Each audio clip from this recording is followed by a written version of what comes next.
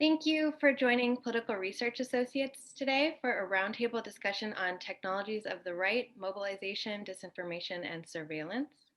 Political Research Associates is a national nonprofit entering its 40th year. We research, monitor, and publicize the agenda and strategies of the US right, revealing the powerful intersections of Christian nationalism, white nationalism, and patriarchy. PRA produces investigative reports, articles, and tools, publishes the peer reviewed quarterly magazine The Public Eye, advises social justice movement organizers, and offers expert commentary for local and national media outlets.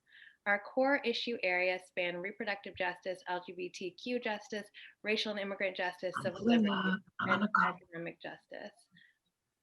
Today's conversation revolves around social media as a tool, an organizing hub, and a staging ground for far right movements as they grow, coalesce, plan, and mobilize.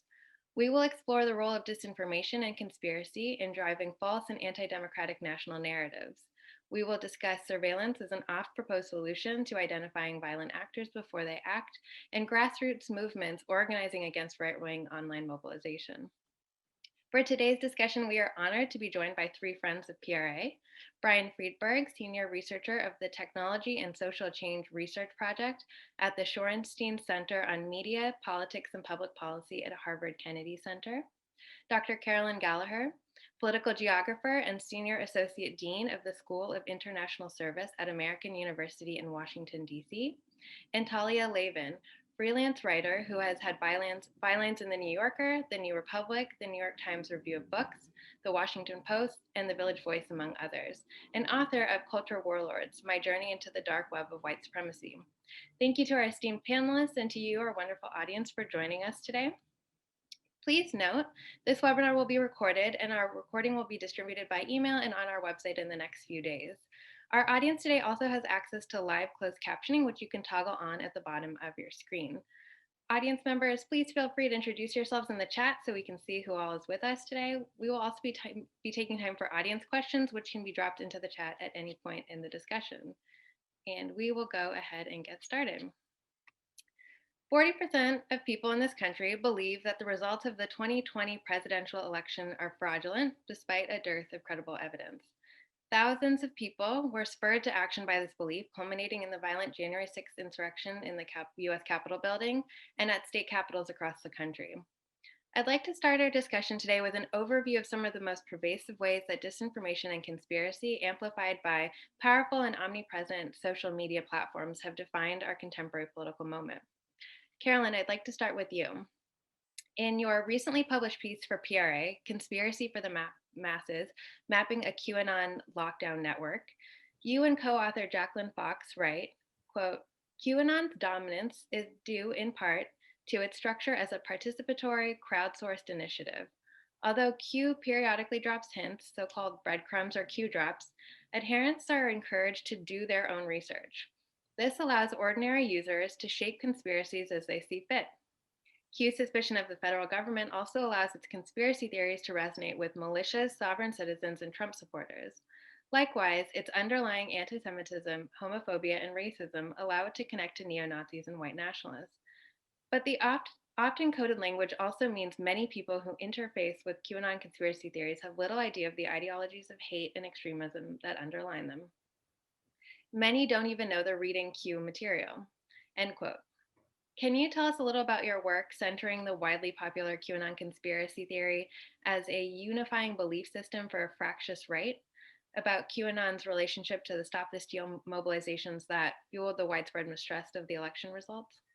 Sure. So I guess I would start by saying that, when I first started doing my research now 20 years ago on militia movements, one of the things I learned in the process of doing that is that there are lots of divides within the far right. And of course, if you don't study the far right, you just sort of think it's this big blob of, angry, coherent thing. And it's not. It's obviously these different groups. And so when Jacqueline and I were working on this paper, one of the things that we saw when we were looking at the QAnon rhetoric and the discourse is that it offers something that's attractive to almost all sectors of the far right. So it brings in anti-government groups, it brings in white supremacists, white nationalists, Western chauvinists, misogynists, anti-Semites of all various stripes, many of which are in those categories I just mentioned.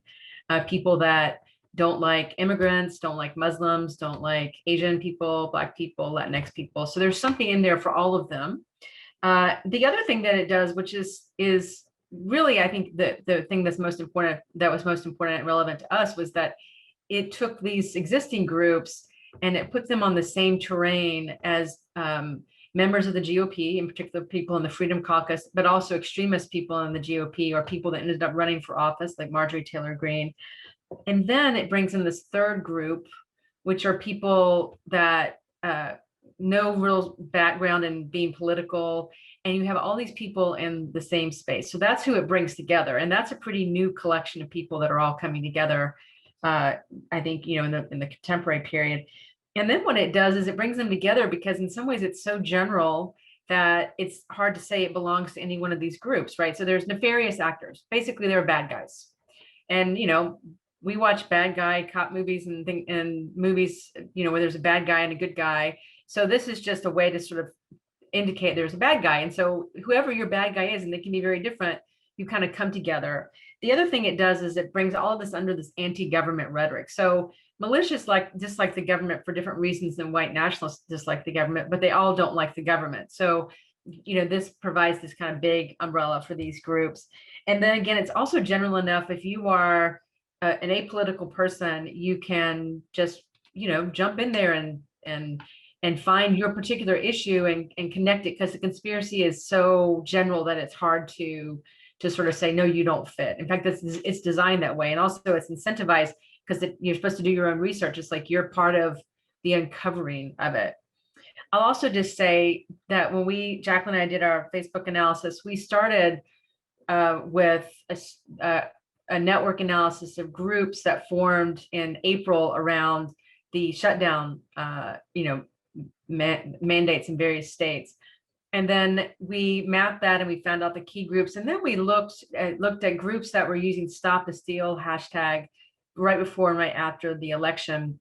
And we found there was 14% overlap in the groups. But most importantly, the top 4 groups in the Stop the Steal group were also very important groups in the network that we mapped. So what that said to us too is that Trump is really like the center of gravity here in a lot of ways, that brings all of these people together onto the same terrain.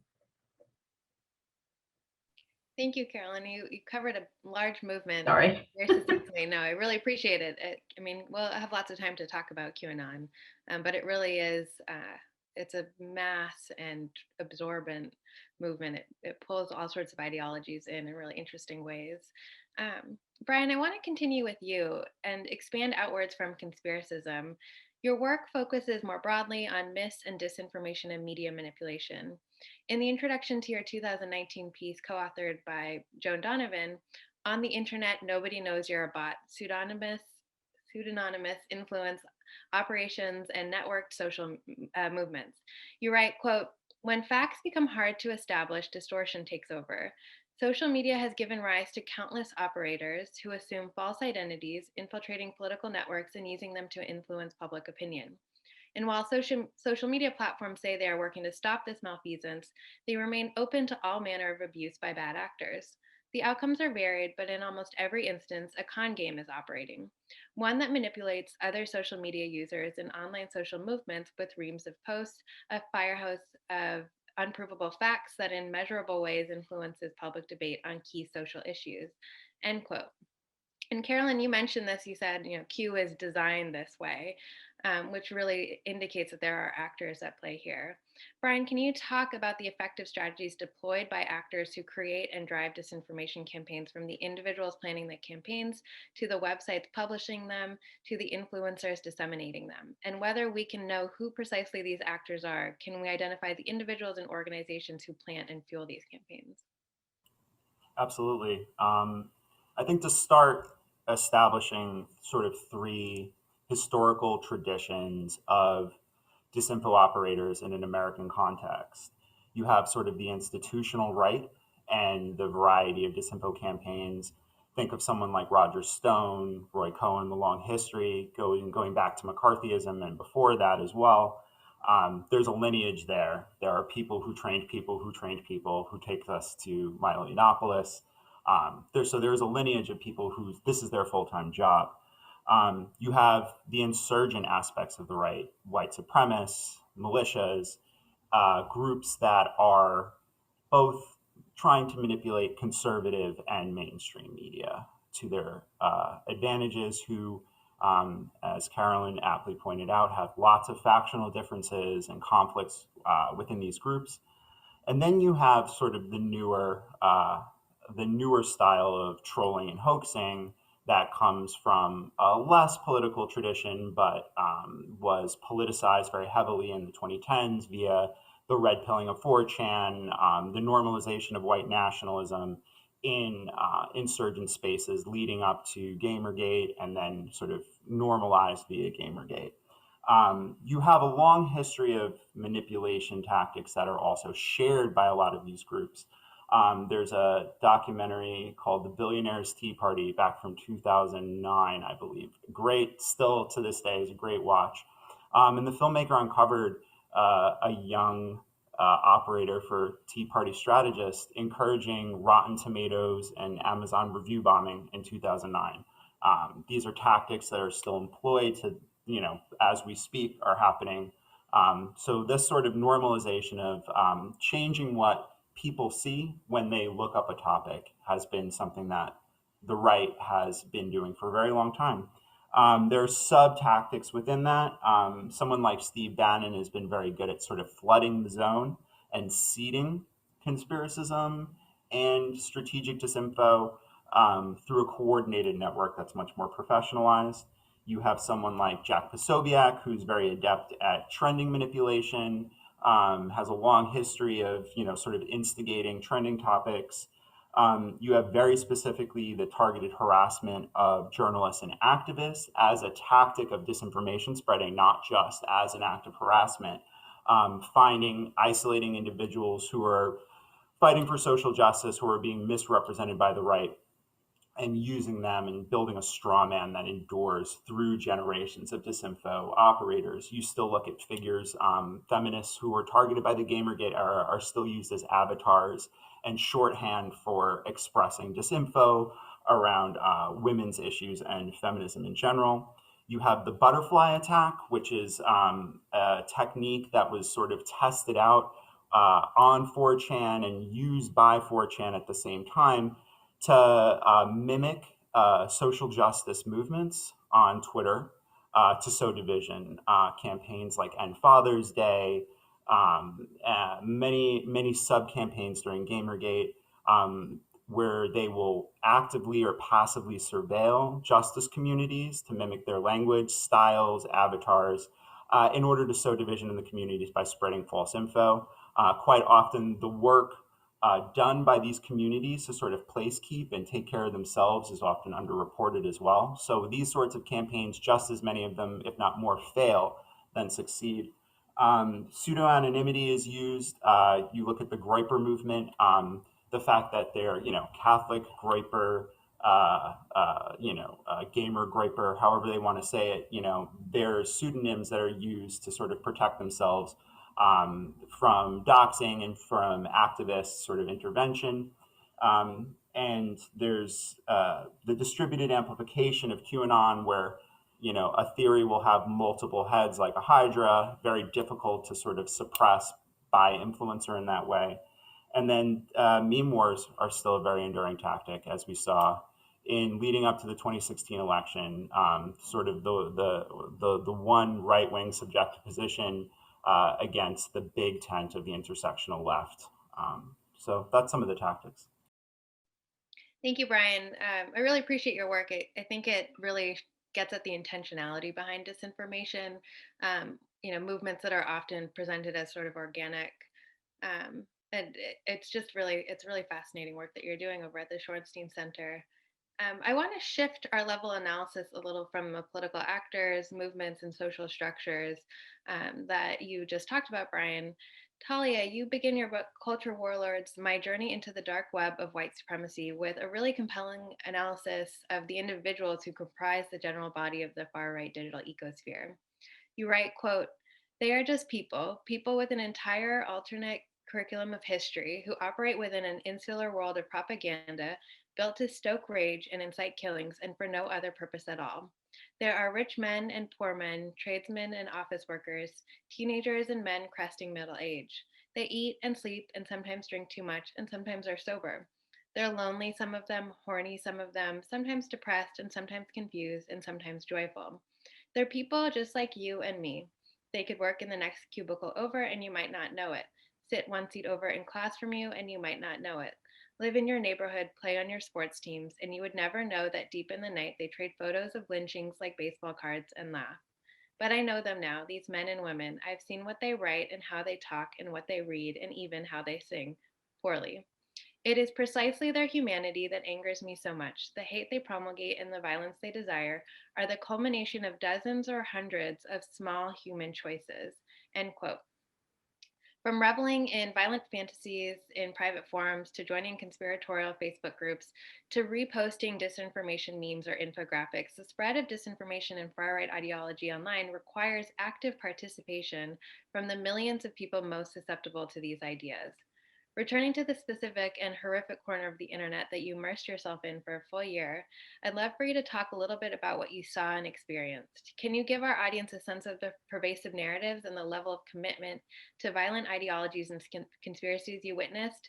And can you talk a little more about the people who populate these far right movements and how they fail to conform to the imagined purveyors of neo Nazi vitriol? Sure. And I just want to say thanks to PRA for having me.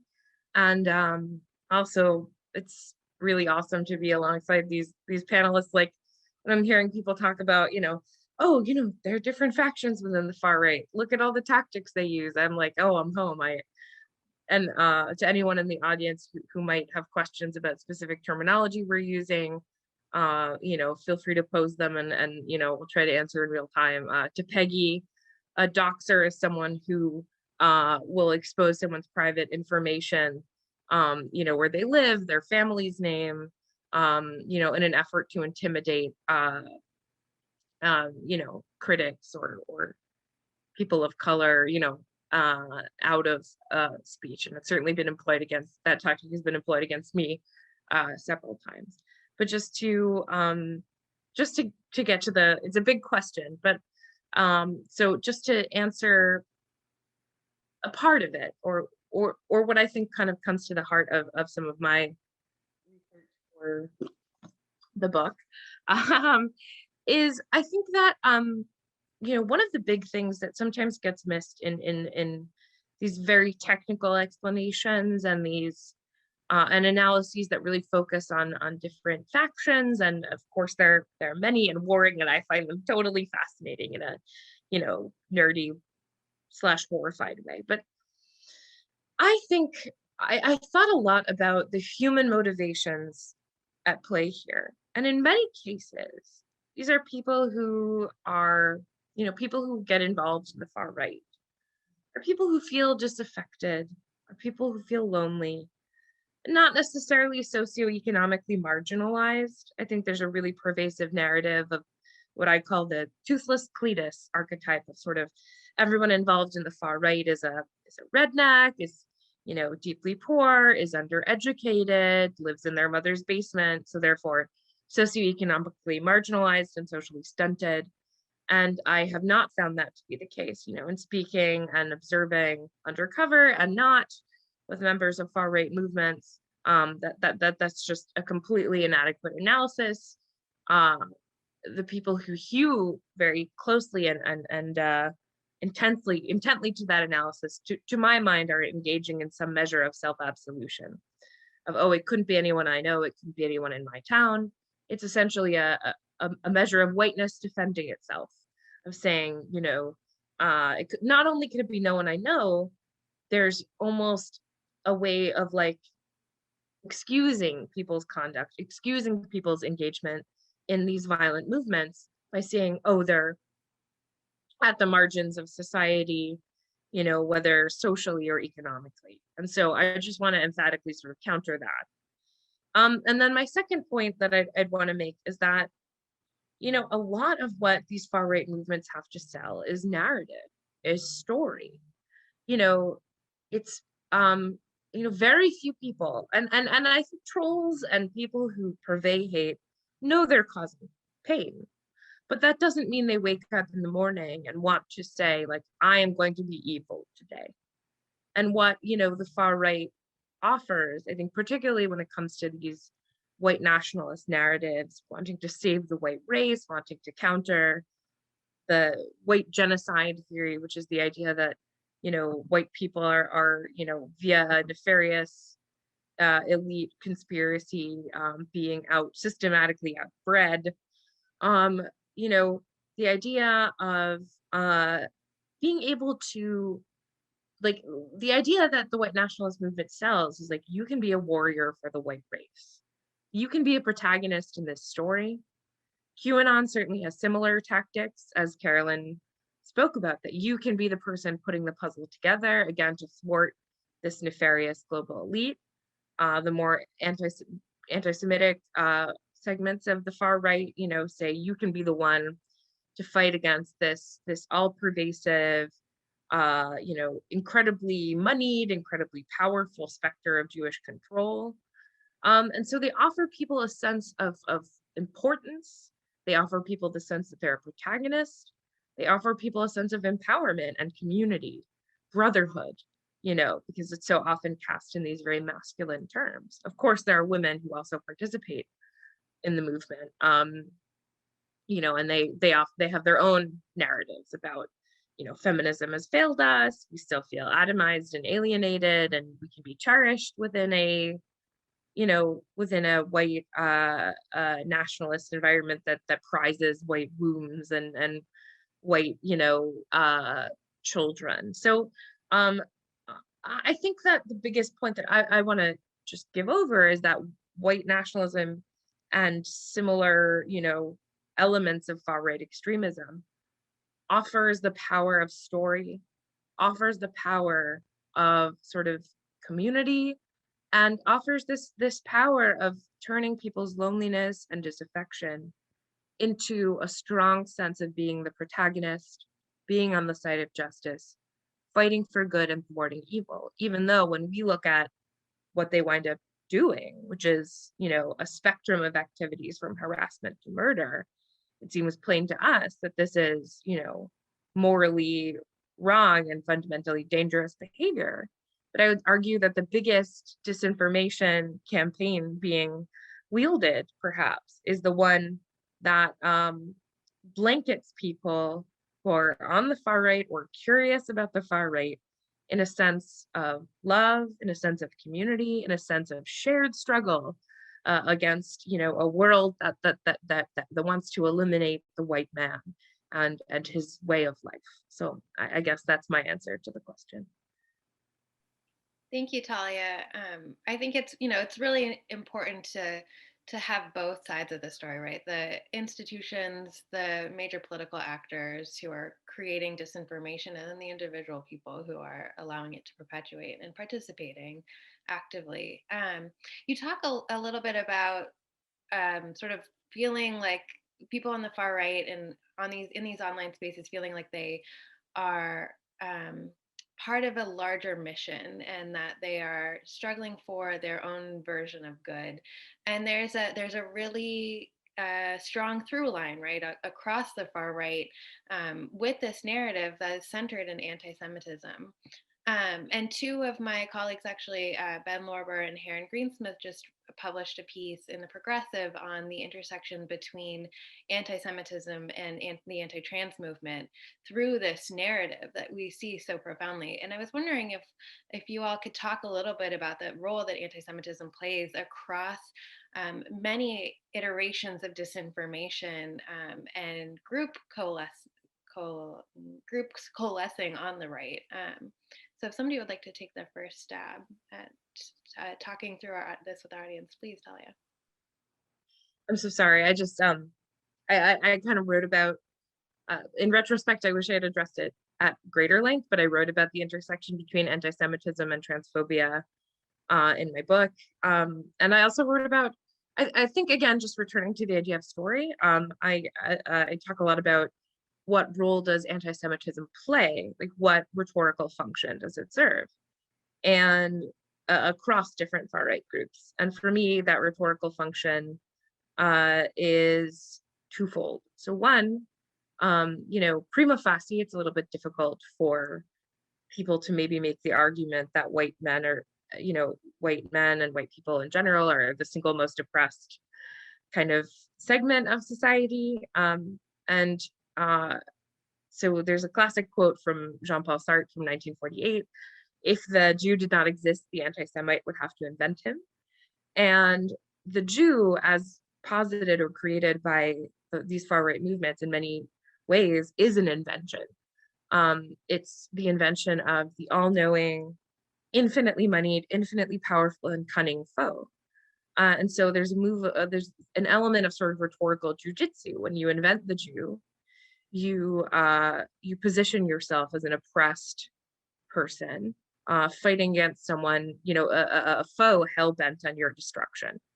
And so, that's kind of underlines the obsessive focus on Jews and Jewry from a lot of the far right.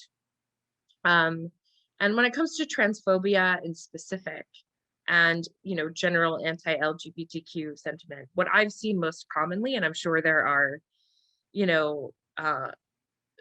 many other observations that people smarter than me have made, but one thing that I noticed was, like, throughout 2018 and 2019, there was an obsession in far right spaces and chat rooms with a program called Drag Queen Story Hour. It was an extremely harmless, like, very sweet program that just, like, brought drag queens into libraries to read books to kids. It's about as sweet and entertaining as you might imagine. And there was, an obsessive focus on it in the far right, of this idea of, people are, corrupting our white youth. This is a Jewish plot. There were protests organized by the far right. There were Drag Queen Story Hour events that had to be canceled due to far right threats. And I think this is emblematic, and that began before this sort of mainstream Republican, absolutely hideous transphobia that's being codified in the halls of legislature. But what I saw sort of persistently was this idea that, like, I mean, it's almost a joke or a cliche that you see, but, like, everything's a Jewish plot to reduce white fertility, everything. So gay rights, but trans rights in particular are posited as this idea of, like, making white men feminine, destroying white fertility so that Jews can have a more malleable populace of people of color, because people of color are inherently more stupid and more malleable to Jewish control, and more fertile. It's very, like, it draws on, like, Malthusian principles. It draws on xenophobia, and it draws on, of course, a classic racism. But racism and anti-Semitism play really well together. The central thesis is that people of color are not smart enough to advocate for their own rights, and so that not only is any queer advocacy or self-advocacy a Jewish plot to reduce white fertility, but also any civil rights, movement is orchestrated by Jewish puppeteers pulling the strings, which is a lot of words to say, in essence, that this hyperfixation on transphobia, first of all, takes advantage of ambient social prejudice. Transphobia is very common. It's often posited as natural. It's, of course, as we're seeing now, highlighted front and center in, right-wing media and in right-wing legislation. It's often used as sort of a recruiting tactic into the far right by saying, like, okay, like, these trans people are trying to corrupt our kids. And by the way, did you know who's behind radical trans ideology? It's the Jews, and it's in order to reduce white fertility. So that's my long rambling answer to that. Thank you, Talia. That's a great answer. Carolyn, did you want to add? Yeah. Yeah, I just wanted to back up something that Talia said with the quote from Sartre about, if there wasn't a Jew, we'd have to create one. And I wanted to say sort of two things. One is personal, and one is about the piece that Jacqueline and I wrote. I mean, I grew up in the South in the Bible Belt. I actually went to a Baptist school through ninth grade.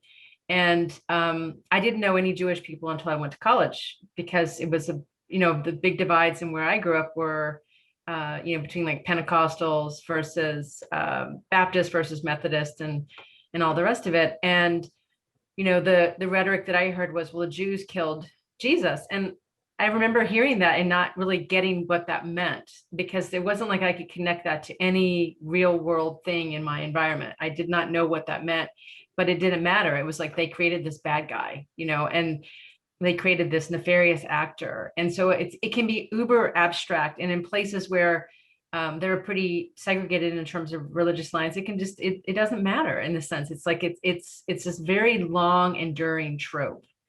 The other quick thing I would say, when Jacqueline and I were working on this paper and trying to sort of unpack what really came before QAnon, which was the Comet Pizza restaurant in DC, which I used to drive by every day when we were actually going into work. And the idea that there was a secret pedophile ring in the basement. I do want to let you guys know there is no basement to Comet Ping Pong. I've actually been there. But that there was this secret pedophile ring. And then we were looking at, the QAnon and thinking about how this connects to blood libel. And, and the blood libel has been around, and it's been in various iterations, but the idea that there's children being sacrificed and that Jews are behind it. And what QAnon basically did is took blood libel and just sort of threw some code words in there. But the story is the same.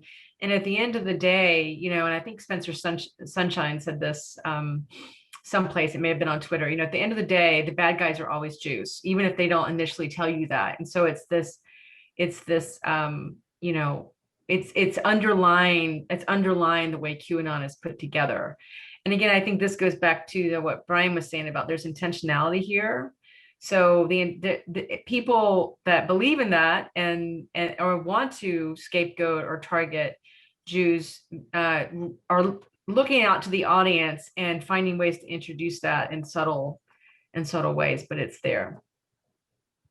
Yeah. Go ahead, Brian. Specifically with the blood libel, I wrote a piece right before the Save the Children rallies last summer about sort of the process tracing, how adrenochrome got mixed up into all of this. And you have instances where, adrenochrome was very specifically tied to blood libel in like 2015. Yet at the same time, you look, the QAnon movement has had a very dynamic relationship with terms of service as it's grown, and how if you look for overt anti-Semitism in a QAnon Twitter network, you'll find dog whistles. If you look for overt anti-Semitism in the Q research boards, you will find it. And it's been said that the QAnon process of isolating Q posts, sort of sanitizing them on new websites so they're easily distributed, it keeps a lot of folks from having to see the darkness of the actual boards and how explicit the anti-Semitism is there.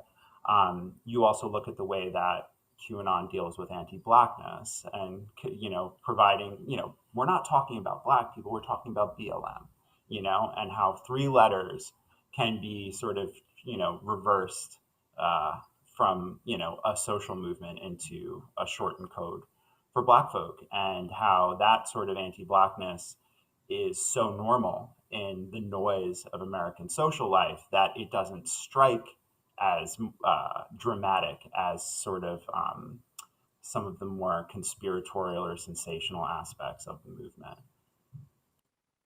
Thank you, Brian. Thank you all. I think someone brought up blood libel. I'm a Jew. I had to add my piece. I also wrote a piece about QAnon and the blood libel that I'll link to. But my sort of take was, not only did it read to me as a continuation of the satanic panic of the 80s and 90s, which perhaps never really went away, but also I spoke to a bunch of medievalists about the concept of nocturnal ritual fantasy, which is this this concept that basically any societal outgroup, is more easily demonized by portraying them as engaging in secret nocturnal rituals, specifically victimizing children. And it's a very old tactic that dates even back to the Roman era, but was particularly employed throughout the Middle Ages and for about 1,000 years since, against Jews, in this notion that Jews are meeting up at night, sacrificing Christian children, and that the sort of center of the QAnon mythos sphere is on nocturnal ritual fantasy, and so it shares the same DNA of blood libel, and so it's not a surprise that it winds up, you know, in many cases, fixating on Rothschild, on Soros, on specifically Jewish figures as the nexus.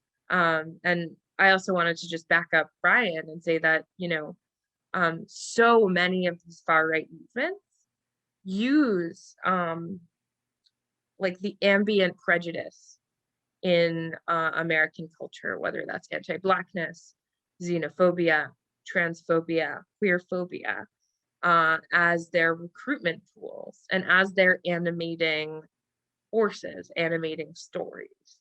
Thank you. They court people with these ambient prejudices and then hyperfixate on them. And so, you can see this now with the coverage of the Derek Chauvin trial by far right outlets, the way it's fixated on the false narratives about George Floyd, as this sort of avatar of evil that have proliferated throughout both far right and center right and right wing media generally. That what right wing disinformation does is cling on to extant prejudice and simply seek to deepen it and radicalize. Thank you, Talia. Thank you for adding the historical perspective too. We've shared some links in the chat. There's a lot to say, certainly, about the role that anti-Semitism plays on the far right and in these narratives, really pervasive narratives. I want to pivot us a little bit to talking about the health repercussions of online organizing on the right. We are, as we are all experiencing and feeling very deeply right now, entering year 2 of a global pandemic in which the profound structural deficiencies and inequities of the US welfare state and public health infrastructure have been thrown into high relief. We are also in the midst of a nationwide vaccination campaign that will likely reveal a growth of anti-vaxxer sentiment, which may have significant implications for the ability to reduce COVID-19 infections to safe levels. I'd like us to discuss some of the ways in which these technologies of the right, from disinformation campaigns to online anti-state mobilization, have heightened the public health crisis. What are some of the most striking examples of this relationship? Who would like to start us off on disinformation as health crisis? I know you've written a lot about this, Brian. I'll start off just sort of brief, and then I think we can all jump in. But there's the noise of social media, and then what's being covered by mainstream press and who's covering it. There's been a lot of sort of over-ascription of vaccine hesitancy to marginalized groups, while a lot of data shows that it's young white men who share that sort of hesitancy that is being ascribed elsewhere. The inequities that drive health crises are not the result of a Donald Trump disinformation campaign. They've been with us. I think that there was a lot of overascription of once Trump is gone, this is all going to get better. I know that there's lots of communities, particularly rural communities, that have been, true targets for all of this, that are struggling just as much after Trump left office with the campaigns that people were concerned about impacting the election. The public health sector is already very strained, and the old strategy of put more doctors on social media to fight medical misinformation has just led to doctors being subjected to hate and harassment campaigns.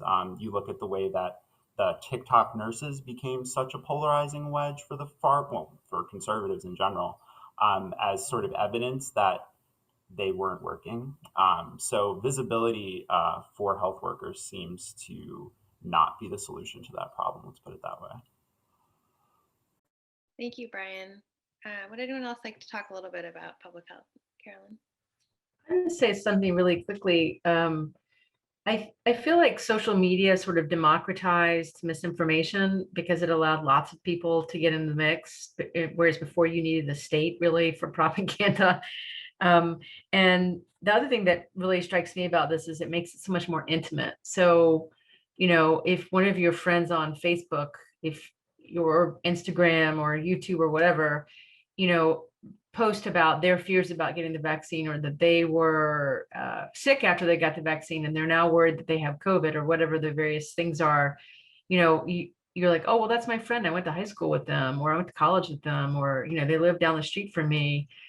And so it kind of, it democratizes it, but the intimacy is really what makes it scary. And so I think you see that intimacy around the vaccine issue because all of this stuff got politicized, right? I mean, masks got politicized and now vaccines are politicized. And, it's not that they were never politicized, the vaccines weren't politicized before. I mean, we have the whole thing with Jenny McCarthy and all the rest of it with linking autism to childhood vaccines. But I just think that intimate part of it is what's enabled that. And of course, that intimacy is happening in the context of deep polarization and deep politicization of public health. Mm-hmm. And right on top of that, how, corporate crimes become the fodder for conspiracy theories later. You look at the opioid crisis, it's like such a perfect example of corporate disinformation that was deemed socially fine for quite some time, creating a public health crisis that has been seized on by the far right yet again to indicate that the opioid crisis is just the opioid crisis is just yet another attempt to suppress the white population. Look to see who's in the pharmaceutical industry. So you get a critique of the pharmaceutical industry suddenly becoming animated by anti-Semitism and far right discourse. Yeah, I wanted to add to this in two ways. So one, Brian, I agree with you. I think I've seen a lot of times this tactic of kind of taking disaffection with capitalism among youth in different far right movements and sort of turning it into, there are people who say like anti-Semitism is the socialism of fools. And, in essence saying, oh, you feel disaffected, you see how unfair our society is, and not saying, oh, like the problem is inequity, the problem is capitalism, but rather the problem is Jews. And that's just like a really classic tactic. I would also say that throughout the pandemic, it's been a little bit of a perfect storm for conspiracy thought. You have people with a lot more time on their hands, you have people with a lot more time on the internet, and you also have a variety of far-right movements and disinformation movements that have taken advantage of this time of disruption, of pain, grief, loss, and, sort of the upheaval in society to press their extant agendas. So, obviously the anti-vaccine movement has been incredibly active since day one. But, the lockdown protests were attended by militias. The sort of anti-COVID restriction militias were protests were heavily attended by government groups, were attended by white nationalist groups as well. And of course, these protests and these movements against COVID restriction enabled a real cross-pollination among these movements, enabled networking, and enabled a sense of cohesion. And I think it's very, very possibly true that cross-pollination, that sense of shared purpose, was one of the factors that led to the Capitol uprising on January 6th and led to the robustness and the ubiquity of the disinformation campaign around the 2020 election. Yeah, thank you. I think that's an important closing the loop too, and sort of the connections between the election and the ongoing response to public health decisions made by the state and states. Um, Carolyn, you touched on this a little bit in your response to our last question that I want to continue with our next, but talking about how social media creates this unique relationship between disinformation and personal networks. And something that really strikes me in doing the research and thinking through the impact that social media has on our world is it's such a new component to how we communicate, how we spend the hours of our days. And I'm wondering, as people who think a lot about social media and the internet and the impacts it has on society and politics, um, what are some historical parallels that you use to make sense of what we're seeing that provide some insight as to where we're heading, that are able that allow us to disconnect from the feeling that this is too novel to address or to understand? Carolyn, do you want to start? Yeah, I think for me, the thing that, and again, this is somewhat personal, but I think the thing that is like a precursor of this with different technology is I think about the televangelist of the 80s and 90s. And so, there was a rule, the FCC had a rule about, I forget exactly how the rule was structured, but they opened up broadcasting on Sunday mornings. And it was not a popular time for most people to want to buy up airspace, and they opened it up. And so you had all of these churches buy up space. Now, there's a long history in sort of independent churches that are Protestant, but not necessarily tied to any particular denomination, of having big revivals and tent revivals and doing itinerant preaching. And what the televangelists buying up that space, the Jerry Falwell, the Pat Robertson, the Bakers, what they did is they used Sunday morning TV to reach a much bigger audience. And it was kind of interesting to me because I grew up in Lynchburg, where Jerry Falwell Sr. was one of the early televangelists, and realizing that people knew my hometown, which was 60,000 people, and not in the least bit interesting to the average person outside of it. All of a sudden, they knew who Jerry Falwell was, and this would be people in California, when I left Virginia and moved to other places, and it was this mechanism for getting not just the marketing purposes for Jerry Falwell and Pat Robertson, which were trying to get money for their own kind of issues, but it really helped bring evangelicals into politics in very negative, very, very negative ways. And if you grew up in an evangelical environment and you saw what the politics were like on the ground locally, you would not want those to go national, but they did. And that was one way that they went national, because, each televangelist would preach, and they would preach about something particular to the Bible, but they would then link it to political issues that were big at the time: equal rights amendment, abortion. They didn't tend to talk about desegregation of schools, but that was obviously a big part of why you had these Christian schools popping up in the first place. But so they would talk about prayer in schools, things like this. And so I look at that kind of, the Sunday morning televangelism is really like kind of a rough precursor and a rough example of how you reach this audience well beyond your physical reach. That's a great parallel, and interestingly, still a major tool of even the evangelical political movement in the U.S. It's now streaming television, but still very much that televangel. I cannot say that word. Televised evangelicalism. Brian, do you have a historical parallel that you think about when you're doing your work? Well, as far as broadcast, thinking about Charles Coughlin and his program Social Justice, that reached the largest audience in America. It was, I think, 23 million at its peak or something like that, and was, slowly slid in real time into fascism. That process you could see happen to dozens and dozens of YouTubers in real time over the last decade, leading up to something like Unite the Right. So that process of being radicalized oneself and having a massive, massive platform to distribute that in progress. So it's not just one day waking up and deciding that, oh, I've been crypto fash for my whole life, and now I'm going to be explicit. But that slow parasocial process of a broadcaster.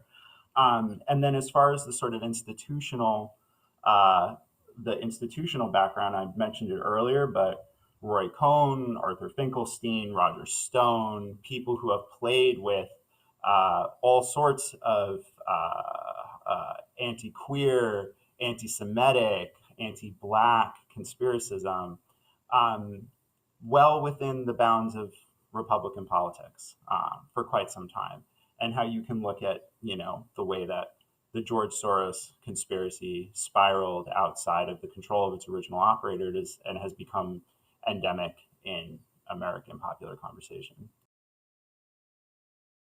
Thank you, Brian.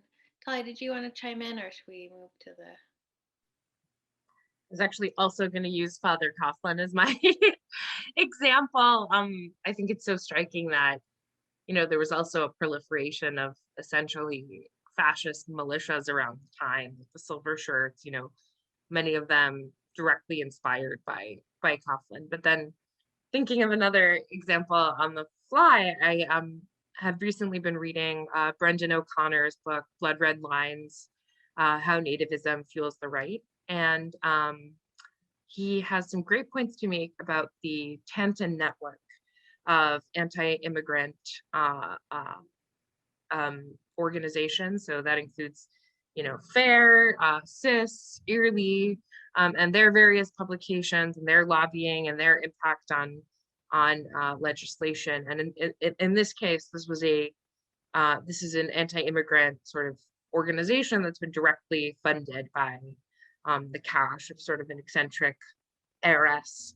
And we're seeing the results now. We've certainly seen them, throughout the Trump era, but in the way that anti-immigrant ideas have become established sort of political conventional wisdom across party lines. I mean, that's a direct impact of, a very well-funded network that includes white nationalists. They're the reason VDARE has a castle.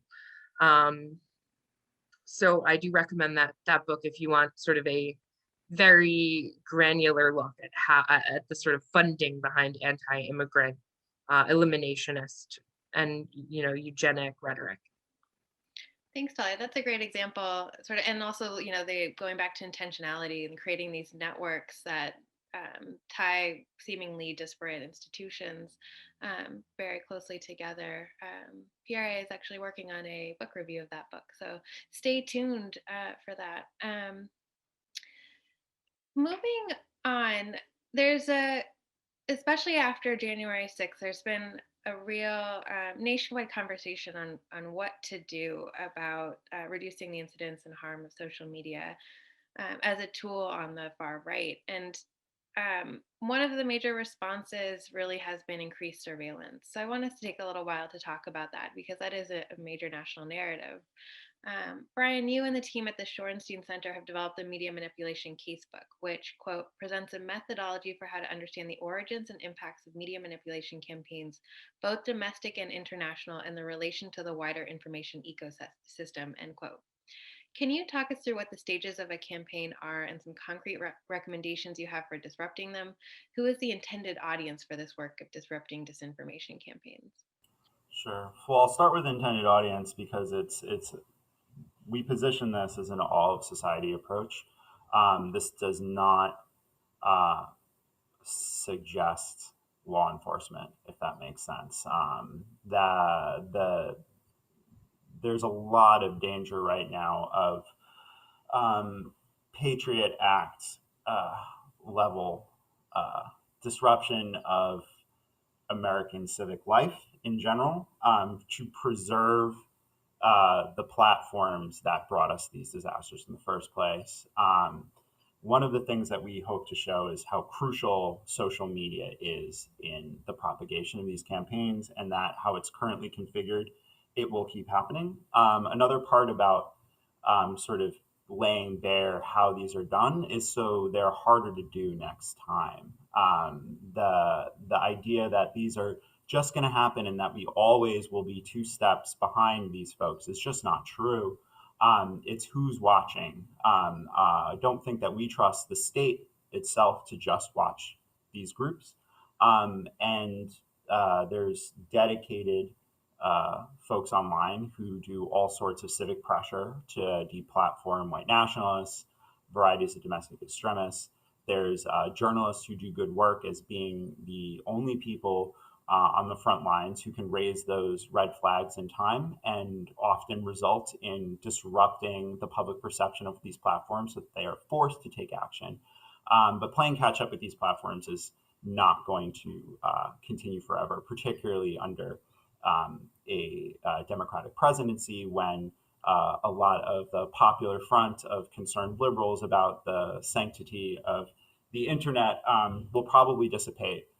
It's very important that civil society groups and marginalized folks in general within civil society develop tactics to monitor and disrupt these because the communities that are often most directly impacted are minor data points in a larger conversation when their day-to-day lives are being disrupted by this sort of stuff. And the more that we can do to make it easier, both emotionally and materially, for folks to keep themselves safe where the platforms continue to fail, the better. Thank you, Brian. For anybody in our audience who hasn't looked at the Shorenstein Center's media manipulation casebook, it's fascinating. It's really interesting to read sort of an analysis of disinformation campaigns and the ways in which you all have developed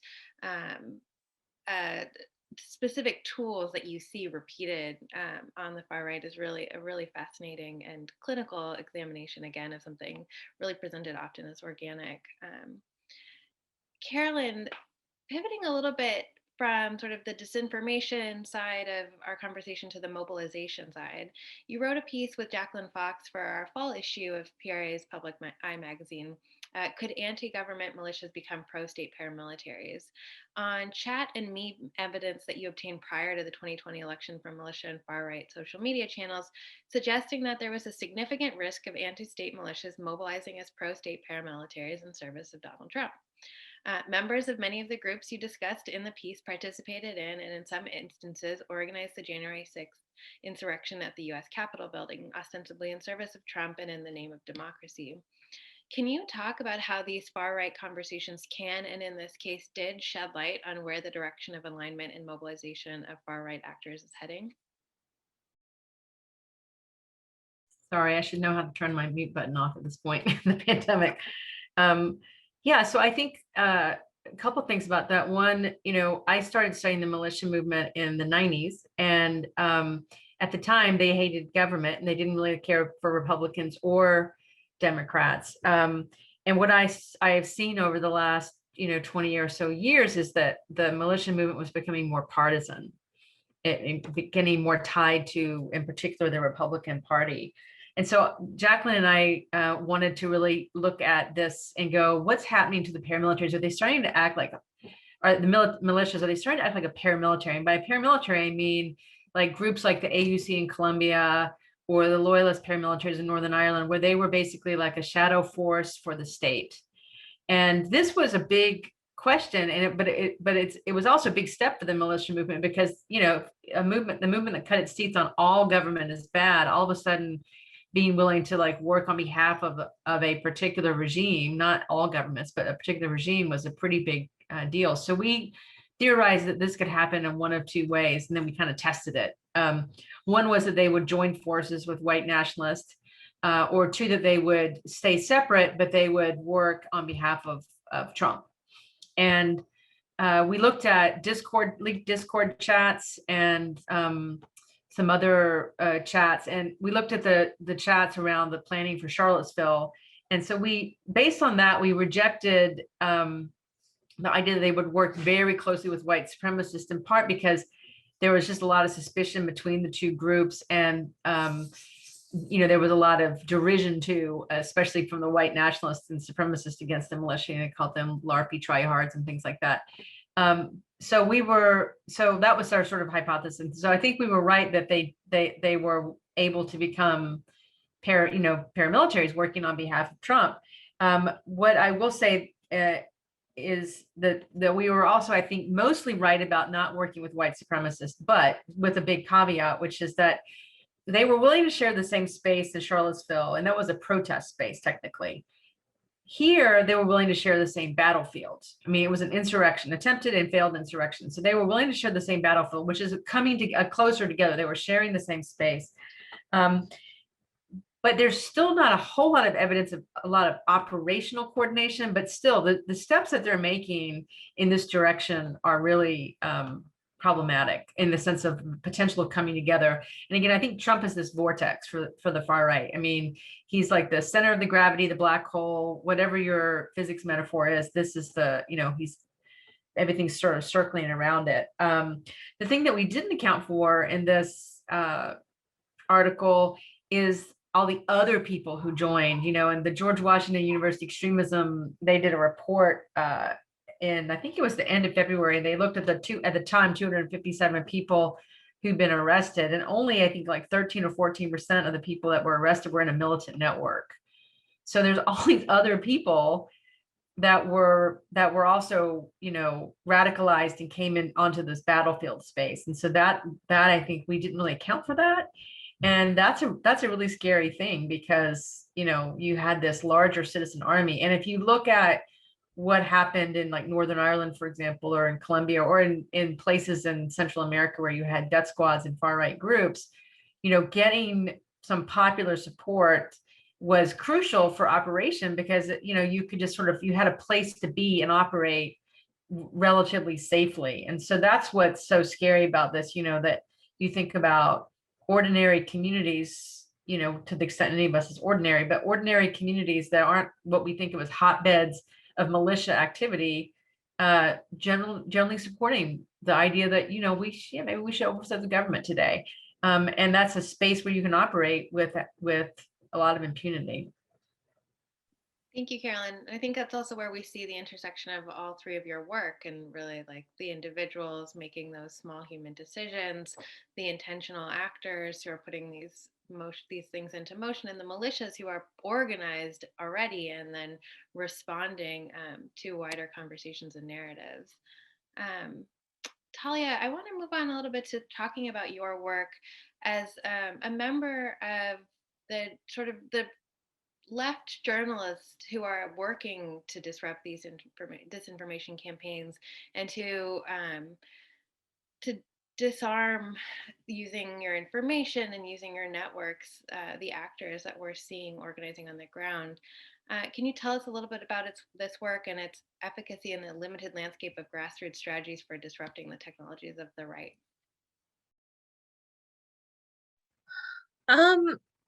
Well, I just wanted to add to something Carolyn said too.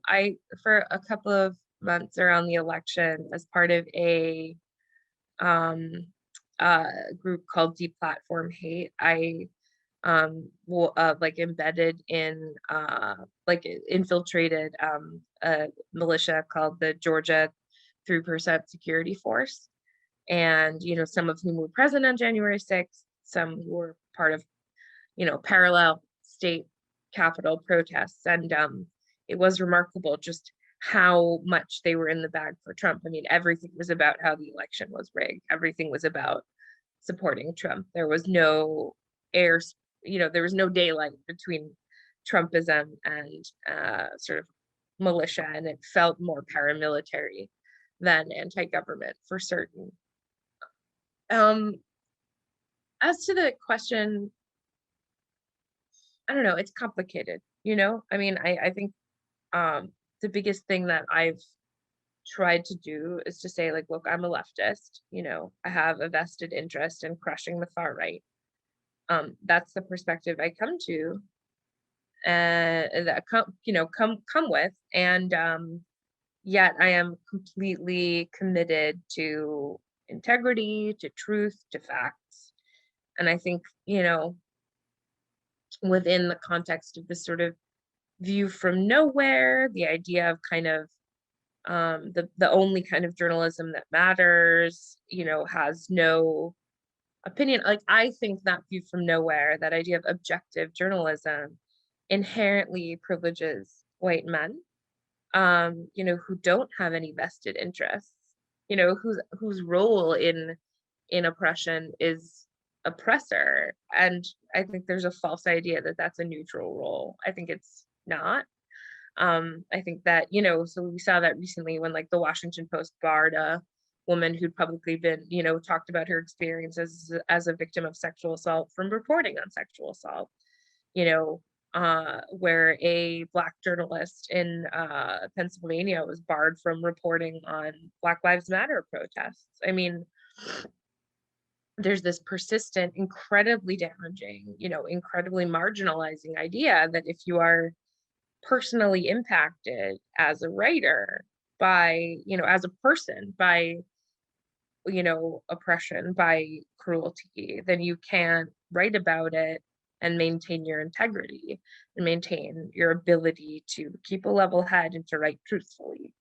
And so when I wrote my book, like I did write it from the perspective of Talia Lavin, a Jewish woman that hates the far right. Admittedly, it's the first book, so it has a little bit of the insatiable autobiographical impulse of first books, but I felt it was important to reveal my own sort of set of, I'm not even going to call them biases, my own set of principles that I was operating from, saying like, I came into this book angry at the far right, wanting to crush them. And like, certainly that I think precludes me from participation in a lot of journalistic endeavors. Certainly it makes it sort of a challenge to have a more straightforward career. On the other hand, I think it frees me up to write work that tracks with my principles, tracks with my goals, and to work with anti-fascists and to publicize their campaigns to, target bad actors. And, I have really profited from and enjoyed and felt part of a community with anti-fascist activists, and I feel that my role is almost as, an anti-fascist journalist, which is a complex, weird role. But it's one that I'm doing my best to lean into, not shy away from, and create as I go along. Thank you, Talia. I think that's an important point to make, and it brings to mind another friend of PRA's work. Tina Vasquez has been writing on movement journalism, and as a way to sort of counter this idea of objective journalism, right? There can be a goal to doing journalism and doing it with good intentions. As we continue this conversation on surveillance, we would be remiss if we didn't talk about the ways in which surveillance is often being suggested as a response to social media organizing and mobilization for the right, which is state surveillance. So knowing that monitoring and disrupting disinformation campaigns are very valuable to changing discourse and mobilizations that we're seeing, how do we balance this with the knowledge that increased state surveillance will um, undoubtedly more impact more so people on the center and center left who are organizing and disproportionately will harm communities of color. So I was wondering if you all could address that question.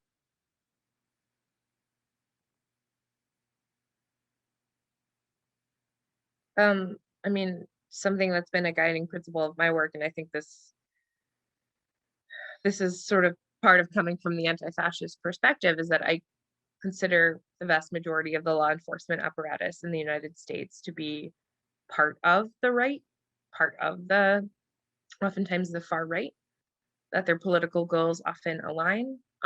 There's the notion of the three-way fight, where anti-fascists are sort of combating both non-state actors who, in some cases seek to overthrow the state, and then combating, law enforcement at the same time. And I think that we've seen throughout the Trump era, like this persistent overlap between, and for obviously way, way, way back, decades back, and, in ways that have been warned about. Certainly there was that report by Daryl Johnson in 2009, but it's been a very long time that this problem has been glaring with absolutely no, no attempt to address it. There's been no internal policing of the police, but like, I think it's been ever more obvious, and particularly when you look at, the absolutely militant response to protests this past summer, that law enforcement views like far right actors as sympathetic. Law enforcement is, often like very explicitly and openly on the side of far right actors. And far right movements um, current seeks to both recruit current and former members of the military and law enforcement, and also push their members to join the military and law enforcement in order to gain weapons expertise, power, all those benefits. And so, I think that it's a mistake to view law enforcement and the far right as, completely distinct actors. It's very unfortunate. It would be great if law enforcement was like an apolitical, justice oriented segment of society, but like it's so abundantly obvious that that's not the case. Thank you, Talia. I think that's a great point. We definitely saw that with the number of law enforcement who were attending the January 6th insurrection. Carolyn, you wanted to add? Yeah, I was going to say, to sort of back up what Talia was saying and zoom in a little bit on the militia movement. I mean, the militia movement used to be very, in the 90s, it was built around anti-federal police. I mean, it was all about Waco and Ruby Ridge, sort of as these pivotal moments where federal police, they were focused on federal police, were bad. And really what we're seeing now, and I think you see this with the Oath Keepers and the 3%ers, and there's targeting people who have worn the badge or are wearing the badge or were in the military. And so in a sense, you're seeing this shift towards paramilitarism on the right in general, and in terms of it being used for right-wing goals. And the kind of classic example I think about this is the shift that's been happening, at least in the militia movement, is Eamon Bundy. And, I mean, he's a gadfly and he's always looking for publicity. So we have to take everything Eamon Bundy says with a grain of salt. But at the same time, this summer, he did two things in the last year that were interesting to me in terms of where the militia movement is going. One of them was he kind of put some arm's length distance between him and Trump when he said, he thought that it was, he should leave the immigrants alone. They're just they were crossing the border, Central Americans crossing the border. They were just doing what anyone would do for their family. And then he also came out in the summer and said, if you think the police are your friends, you're mistaken. And what was interesting about that is he got, after the first event, he got he booted himself out of the militia movement. He kind of came back around the mask stuff, but he really was, like roundly criticized in the militia movement for really taking a position that would have not been all that controversial a decade prior to that. And so what it said to me was like, because he's been at this for a long time, the movement has changed that he helped kind of facilitate, is changed around him in ways that have become much more an attempt to align armed forces at all levels with the far right. That's a great example, Carolyn.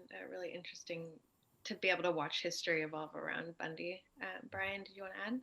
Yeah, and I think too is like who we've talked about law enforcement, like who else is doing the surveilling here? Like there's markets to be identified in all of this, all of the footprint that both the positive movements against fascism and fascism itself has revealed online. And we still don't have legal imperative to do anything about things that are designated as speech. And so, sort of the techno libertarian view of the internet that has a presumed white male subject who's free to say whatever he may want on the internet is not serving equity in any way, shape, or form. And we're also getting to a point where terms of service are seeming to be more responsive than the law.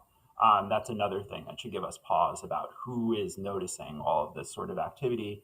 And there's the profitability of platforms is obviously there primary prerogative for existing. But you can see with the rise of alt tech and the very real threats of the decentralized web as far as its implications for extremist organizing, we don't want to get in a position where it is just corporate actions that are dictating safety online. Thank you, Brian. You actually bring me to my next question.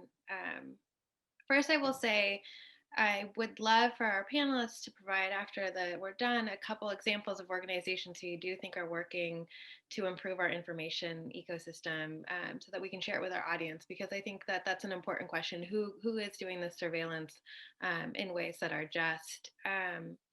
But I want to end with an audience question from Greeley O'Connor of PRA. It's a really good question, and it gets to sort of what you were just saying about decentralized internet, Brian. Are there signs that the more transitive types of media, reels, expiring texts, et cetera, transmit misinformation more effectively? Is it easier or harder to fight these conspiracies if documentation becomes sparse? And is this ultimately the same role that pulp media has always served? So if so, what can we learn about efforts in the past to overcome misinformation, disinformation? Would any of you like to take a stab at that question? Well, I'll just simply say that I think that enduring artifacts hold a bit more power. You look at the basis of the two driving anti-Semitic and racist cartoons of The Happy Merchant and a crude racist rendering of a black man by A. Wyatt Mann. That was in a zine. That wasn't just a scribble that he passed to a friend in passing at a bar on a napkin. When you get objects that can take on lives and histories of their own, they're more useful for movement building than ephemeral texts. So viral misinformation about a public health crisis, et cetera, may be spread very freely through sort of, chat type messaging. It's something like the Plandemic film that was very carefully distributed that really holds the mass recruitment power rather than the sort of community reinforcement of chat. Thank you. That's a really interesting way to think about it, and I think it, relates to your work, Carolyn, looking at memes and the way that those were really key in mobilizing once anti-state militias. Any last thoughts from our panelists before we close? It's been a really fabulous discussion, really interesting. A lot of readings to take away with us, a lot of thinking to continue to do as we try and respond to a very real and in some ways new threat from the right. Carolyn? I'd say one thing: if you have kids, ask your kids' teachers when they get above a certain age what they're teaching them about how to vet information. Because they're online all the time, and they're online even more now because of the pandemic.